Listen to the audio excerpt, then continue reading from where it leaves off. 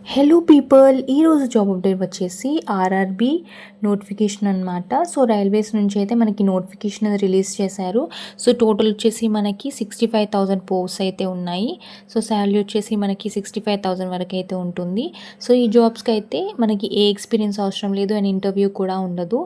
So వెంటనే జాబ్కి అయితే అప్లై చేసేయండి. So video description and job details గురించి ఇన్ డీటెయిల్గా అయితే ఎక్స్ప్లెయిన్ చేస్తాను. సో వీడియోలోకి వెళ్ళే ముందు నా ఛానల్ని సబ్స్క్రైబ్, లైక్ అండ్ షేర్ చేయండి.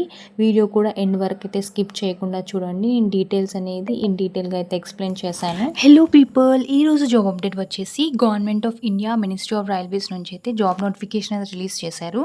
సో ఇక్కడ మనకి ఎంప్లాయ్మెంట్ నోటిఫికేషన్ నెంబర్ కూడా క్లియర్గా మెన్షన్ చేశారు, 04/2025 అని. సో ఇది మంచి జాబ్ అని చెప్పొచ్చు.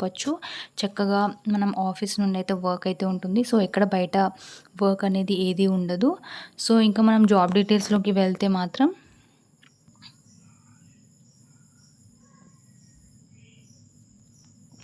సో మనకి ఇక్కడ government of India minister of railways railway recruitment board నుంచి ఒఫీషియల్ నోటిఫికేషన్ వచ్చింది.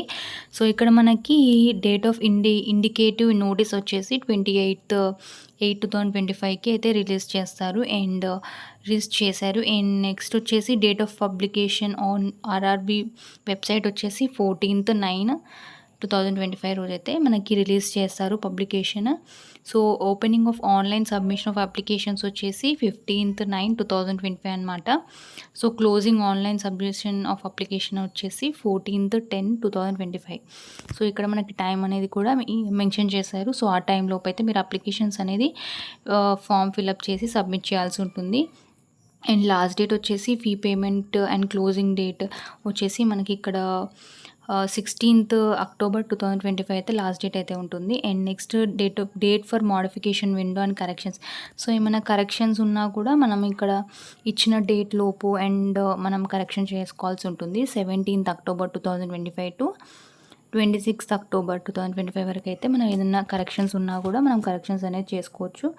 అండ్ సో ఎలిజిబుల్ క్యాండిడేట్స్ ఎవరైతే ఉన్నారో వాళ్ళ డీటెయిల్స్ అనేది అప్లికేషన్ పోర్టల్లో కూడా సబ్మిట్ చేయాల్సి ఉంటుంది. అండ్ అప్పుడు మనకి 27th October టు 31 October వరకు. అండ్ ఇక్కడ మనకి సో ఇప్పుడు మనం జాబ్ డీటెయిల్స్లోకి వెళ్తే ఇన్ డీటెయిల్గా ఇక్కడ చూసుకుంటే వేకెన్సీస్ ఏమున్నాయి, సో పోస్ట్ ఏంటి అనేది కూడా నేను ఎక్స్ప్లెయిన్ చేస్తాను. సో ఇక్కడ మనం graduate post with minimum education qualification of a university degree or equivalent age between 20 to 33 years అని ఉంది.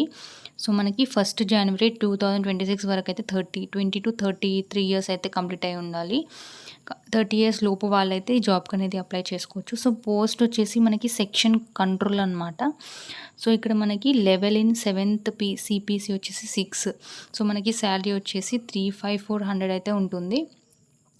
సో మెడికల్ స్టాండర్డ్ వచ్చేసి A2 అని ఇచ్చారు. సో ఏజ్ వచ్చేసి మనకి 20 to 33 years లోపు అయితే ఉండాల్సి ఉంటుంది. సో టోటల్ వేకెన్సీస్ వచ్చేసి 368 వేకెన్సీస్ అనేవి ఉన్నాయి. So huge vacancies. సో వెంటనే మీరైతే అప్లై చేసుకోండి. ఇది హ్యూజ్ వేకెన్సీస్ అండ్ ఇది మంచి జాబ్ కూడా అని చెప్పొచ్చు. సో బయట వర్క్ అయితే ఏముండదు, జస్ట్ మనం ఆఫీస్లో ఉండి వర్క్ అనేది చేయాల్సి ఉంటుంది. అండ్ ఇంకా డీటెయిల్స్లోకి వెళ్తే సో ఇక్కడ మనకి స్టేజెస్ ఆఫ్ ఎగ్జామ్ అనేది కూడా క్లియర్గా మెన్షన్ చేశారు. కంప్యూటర్ బేస్డ్ టెస్ట్ అనేది ఉంటుంది. So aptitude test, document verification, medical exam. So 3 test అయితే మనకి ఉంటుంది. ఫస్ట్ అయితే కంప్యూటర్ బేస్డ్ యాప్టిట్యూడ్ టెస్ట్ ఉంటుంది. నెక్స్ట్ డాక్యుమెంట్ వెరిఫికేషన్ అనేది చేశారు. సో ఫస్ట్ మనం యాప్టిట్యూడ్ టెస్ట్లో అయితే కంప్యూటర్ బేస్డ్ యాప్టిట్యూడ్ టెస్ట్లో పాస్ అవుతే మనకి నెక్స్ట్ స్టేజ్ వచ్చేసి డాక్యుమెంట్ వెరిఫికేషన్ అయితే ఉంటుంది. సో దీంట్లో కూడా కంప్లీట్ అవుతే మనకి మెడికల్ ఎగ్జామినేషన్ ఉంటుంది. సో జాబ్ అనేది ఇస్తారు. సో ఈ విధంగా మనకి స్టెప్స్ అనేది ఉంటుంది. సో కాల్ లెటర్స్ ఎలా వస్తాయంటే candidates will have to download the city and date intimations, e-call letters and travel authority for the links provided on the official website of RRB. So call letter అనేది వాళ్ళ official website నుంచి download చేసుకోవాల్సి ఉంటుంది. So short listing at various stages. So short listing అనేది 8 times the vacancies increase or decrease as per requirement అనేది కూడా ఇచ్చారు. And ఇక్కడ మెడికల్ ఎగ్జామినేషన్ కూడా ఉంటుంది. సో ఇంకా మనకి నెగిటివ్ మార్కింగ్ కూడా ఉంటుందని ఇక్కడ క్లియర్గా మెన్షన్ చేశారు. There shall be negative marking for incorrect answer in CBT deduction of 1/3 of the marks. So ఇక్కడ మనకి నెగిటివ్ మార్కింగ్ అనేది కూడా ఉంటుందని క్లియర్గా మెన్షన్ చేశారు. సో మన ఒఫిషియల్ వెబ్సైట్లో ఆర్ఆర్బీ వెబ్సైట్లో అయితే మనకి ఎస్ఎంఎస్ ఆర్ ఈమెయిల్ అయితే వస్తుంది ఇప్పుడు మనం షార్ట్ లిస్ట్ అవుతే. సో లేకపోతే రిజిస్టర్డ్ మొబైల్ నెంబర్కైనా ఈమెయిల్ ఐడికైనా మనకు వస్తుంది. సో కంటిన్యూస్గా చెక్ చేస్తూ ఉండాలి మనము.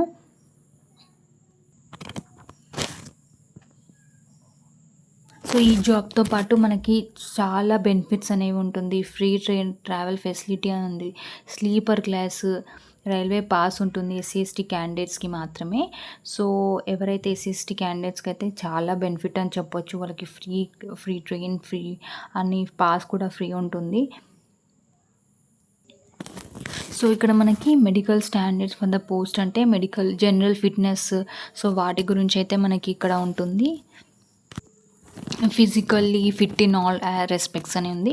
సో డిస్టెంట్ విజన్, సో మనకి వితౌట్ గ్లాసెస్ అయితే 6/9 6/9 ఉంటుంది. నో ఫాగింగ్ టెస్ట్ కూడా ఉంటుంది.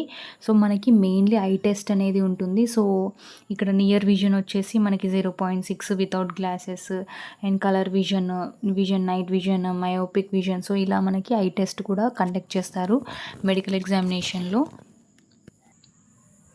మనం ఇక్కడ ఎడ్యుకేషన్ క్వాలిఫికేషన్స్ కూడా ఉంది. అండ్ నెక్స్ట్ ఎగ్జామినేషన్ ఫీ వచ్చేసి మనం for all candidates expect the fee conversion. So ఇక్కడ మనకి out of the fee ₹100 and amount of 400 shall be refunded.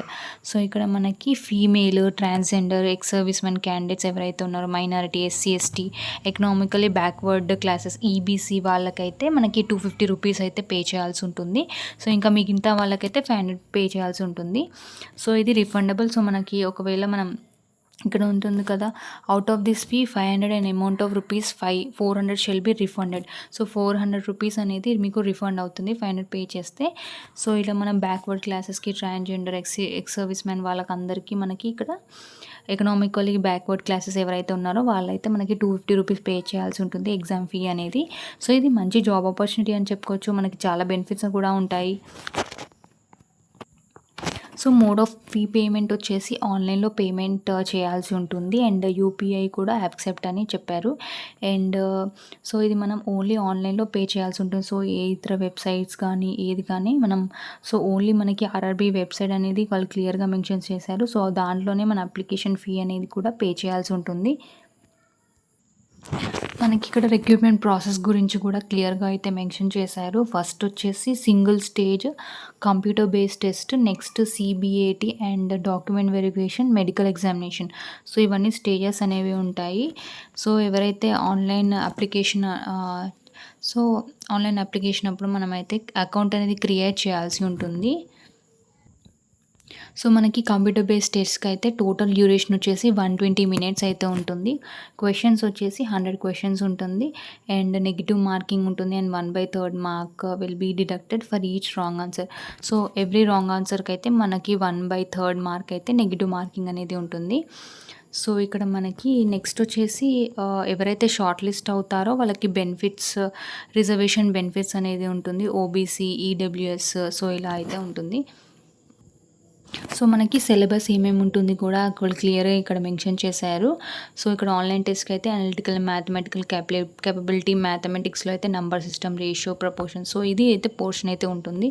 So ఇంకా మనకి పోర్షన్ అనేది ఇన్ డీటెయిల్గా అయితే మొత్తం ఇక్కడ మనం మెన్షన్ చేశారు. ఒకసారి అయితే చూసేసి మీరు ఎగ్జామ్కి ప్రిపేర్ అయ్యేప్పుడు సో ఈ టాపిక్స్ అనేది కవర్ అయ్యేటట్టు మీరు ఎగ్జామ్కి అయితే ప్రిపేర్ అవ్వండి. అండ్ సో ఇక్కడ మనకి ఎగ్జామ్ డ్యూరేషన్ వచ్చేసి 120 అనమాట. సో ఇక్కడ అనలిటికల్, మ్యాథమెటికల్ కేపబిలిటీకి అయితే 60 అయితే ఉంటుంది. And logical capability 20, mental reasoning వచ్చేసి 20. టోటల్ క్వశ్చన్స్ వచ్చేసి 100 క్వశ్చన్స్ ఉంటాయి.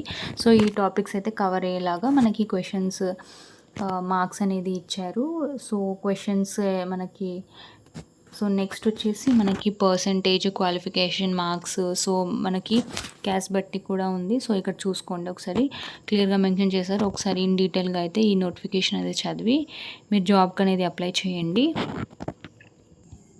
సో ఈ జాబ్కి ఎలా అప్లై చేయాలి అంటే మనకి ఇక్కడ కేర్ఫుల్గా ఆన్లైన్ అప్లికేషన్ అనేది క్లియర్గా మనమైతే ఫిల్ చేయాల్సి ఉంటుంది. సో అకౌంట్ అనేది క్రియేట్ చేయాలి. సో ఇలా మనకి చాలా స్టెప్స్ అనేవి ఉన్నాయి. మీకు ఏమైనా డౌట్స్ ఉంటే ఈ నోటిఫికేషన్ అనేది కూడా క్లియర్గా చదివేసి మీరు ఈ జాబ్కి అనేది అప్లై చేయండి. ఇన్ డీటెయిల్గా అయితే ఇక్కడ మెన్షన్ చేశారు. ఫోటోగ్రాఫ్ ఎంత ఎంత ఉండాలి, ఎన్ని పిక్సెల్స్ ఉండాలి అనేది కూడా క్లియర్గా మెన్షన్ చేశారు. సో ఏమేమి డాక్యుమెంట్స్ ఏ సైజ్లో కూడా ఉండాలి, ఎస్సీఎస్సీ సర్టిఫికేట్ కూడా ఉండాలి. సో ఈ క్యాండిడేట్ సిగ్నేచర్ ఉండాలి జేపీజీ ఫార్మాట్లో. సో సిగ్నేచర్ ఎలా ఉండాలి, బ్లాక్ ఇంక్ పెన్ అయితే కంపల్సరీ, వైట్ పేపర్ మీద బ్లాక్ ఇంక్ పెన్. సో ఇలా ఒకసారి అయితే చూసుకోండి. సో ఇక్కడ చాలా ఇన్స్ట్రక్షన్స్ అనేవి ఉన్నాయి అప్లికేషన్స్ అనేది ఫిల్ చేసేటప్పుడు. సో మనకి ఇక్కడ మినిమం ఎడ్యుకేషన్ క్వాలిఫికేషన్ వచ్చేసి ఈ సెక్షన్ కంట్రోలర్కి అయితే మనకి graduate degree from recognize university. So ఏదైనా రికగ్నైజ్ యూనివర్సిటీ నుంచి గ్రాడ్యుయేషన్ అయితే కంప్లీట్ అయి ఉండాలి. సో ఇక్కడ మనకి ఆర్ఆర్బీ అయితే మనకి సెక్షన్ కంట్రోలర్ జాబ్కి వేకెన్సీస్ అయితే ఏ సిటీస్లో ఉన్నాయి కూడా క్లియర్గా మెన్షన్ చేశారు. సో అహ్మదాబాద్, ఇంకా క్యాస్ట్ వైజ్ అయితే ఉంది. సో ఇక్కడ మనం ఒకసారి చూసుకోవచ్చు. సో నెక్స్ట్ మనకి ఇక్కడ సికింద్రాబాద్లో అయితే మనకి ఇలా ఇన్ని వేకెన్సీస్ ఉన్నాయని కూడా క్లియర్గా మెన్షన్ చేశారు. సో ఇక్కడ మనకి క్యాస్ట్ సర్టిఫికేట్,